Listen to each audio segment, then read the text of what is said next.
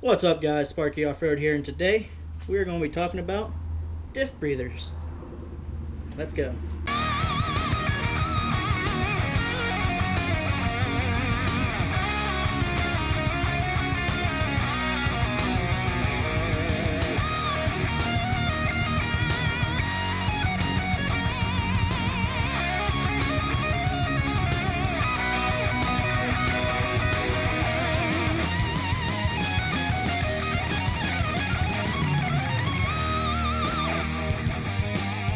Okay, so today we are extending the diff breathers on my 84 4Runner, but this is pretty much the same process across the board from your 80s Toyota, 90s Toyota, 2000 Toyota to the brand new Tacoma that they have today.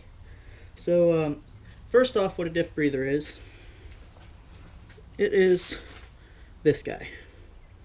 This little cap usually sits on here and it just kind of bounces back and forth on here, releasing pressure from your axle.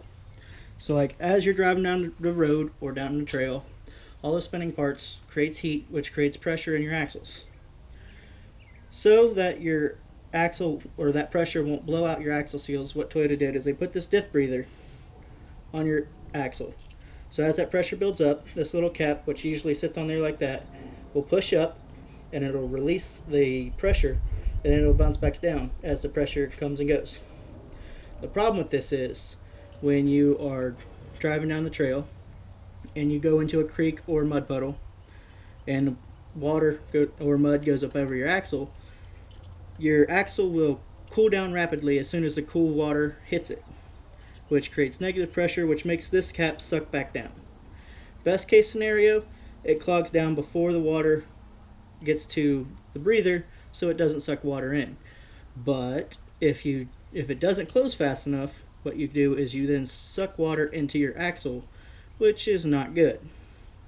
Another problem with this diff breather is if you live in the rust belt like I do, it will rust in place and it won't open or close anymore, so that pressure just builds up, and like I said, it's got to find somewhere to go, so it's either going to go out your axle seals and damage those, or it'll find another way out like it did on my axle. If you go online and look, you can find a barb. Kind of looks like this, but this piece here is skinnier and it'll extend out to about here. It's basically just a little nipple for the hose to go onto.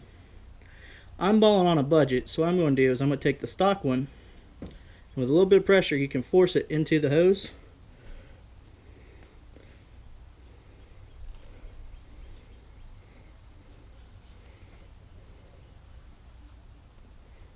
Just like so, and then put a hose clamp on it right here, and it basically does the same thing. It's probably not as good of a seal as the long barb would be, because it would go in about that far rather than just going in that far, but I think it'll be okay for now. Maybe when I get around to putting lockers in and maybe changing the gearing as I go bigger tires, I will do this the correct way. But for now, I'm going to do this the cheap guy way. So I'm going to go ahead and put the, just said the word, hose clamp. I'm going to go ahead and put the hose clamp on this. And we'll see you guys under the axle to show you where it's at and what I'm talking about finding places for it to go, for the pressure and fluid to go, and show you why I'm doing this. Okay, so here we are under my truck, and as you can see, the whole pumpkin is wet and dripping because it was building up pressure and finding somewhere, I don't know where, to release the pressure. This right here is where the diff breather goes. So that's where the diff breather goes. It'll always be right here on the left side of the pumpkin on the top. So now what we do is I have my hose and my barb together. This will screw back in, and then I will run the other end of the hose up into the body somewhere. What the proper way to do this is to put another check valve on this end, but I don't want to spend any money, so I'm just going to leave it open and I should be good. I don't see it spewing diff fluid that far. So let's get to work.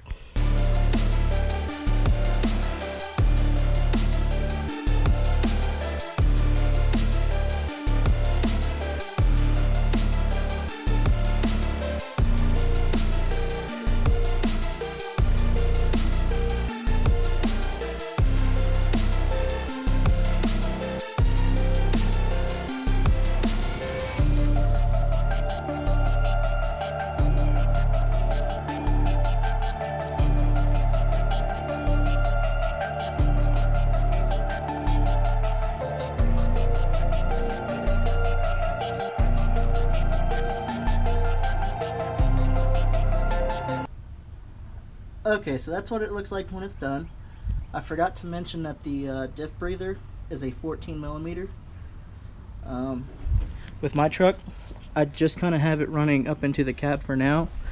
What most people do is they run it up here into the fuel door of your truck, and then just kind of run it through and put that, like I said, the check valve that is originally on it up in here. And then it's perfectly fine, but I don't have a fuel door because it rusted off. So this will get packed full of mud, so I didn't want to put it here. With my truck, what I will eventually do is pull it back out of that rusty hole in the floor that I ran up through now, and I'll probably run it into this cavity over here. That should keep it nice and out of the mud, but that will work for now. I'm going to go ahead and do my front axle, because this is a solid axle truck.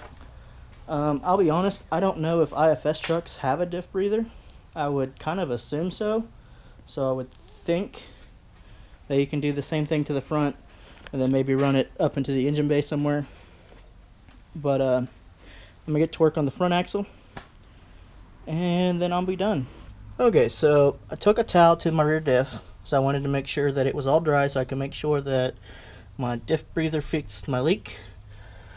And in the process, I discovered something, and even though this diff breather will definitely help keep everything I said that could happen from happening in the future, that's not actually what had happened. Here's what had happened. You see where that RTV is? There's a hole in the top of my axle right there. I will eventually weld it up, but I don't currently have a welder. So for now, the RTV will keep that axle sealed, and eventually I'll fix it correctly. But that is why she leaked, not actually the diff breather. But still good practice. Thanks for watching. If you like this video, please hit that thumbs up button for me. I'd greatly appreciate it. If you want to see more Toyota content, please consider hitting that subscribe button.